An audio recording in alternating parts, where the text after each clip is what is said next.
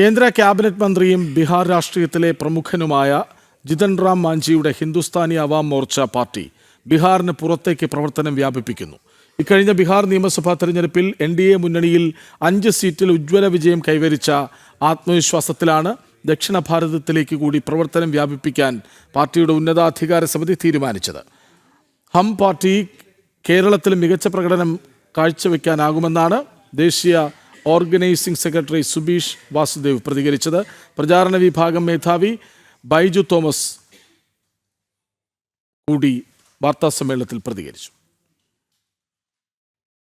ഹിന്ദുസ്ഥാൻ നവമോർച്ച എന്ന് പറയുന്ന ഹം പാർട്ടി തികച്ചും ഒരു സെക്യുലർ പാർട്ടിയാണ്.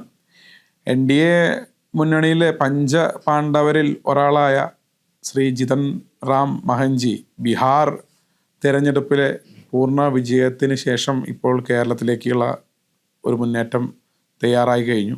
ഡിസംബർ ആദ്യത്തെ ആഴ്ച നടക്കുന്ന ഒരു പത്രസമ്മേളനത്തിൽ ഞങ്ങൾ മുമ്പേ അറിയിച്ച പോലെ കുറച്ച് മുൻ MLA-മാരും കേരളത്തിൽ അത്യാവശ്യം അറിയപ്പെടുന്ന ഒരു പാർട്ടിയും ഹം പാർട്ടിയോട് കൂടി ചേർന്ന് ലയിച്ചുകൊണ്ട് പ്രവർത്തിക്കാമെന്ന് തീരുമാനത്തിലെത്തിയിട്ടുണ്ട്. അപ്പോൾ ഡിസംബർ ആദ്യത്തെ ആഴ്ച മുതൽ ഹം പാർട്ടിയുടെ കൂടുതൽ അപ്ഡേറ്റുകൾ ഞങ്ങൾ തരുന്നതായിരിക്കും.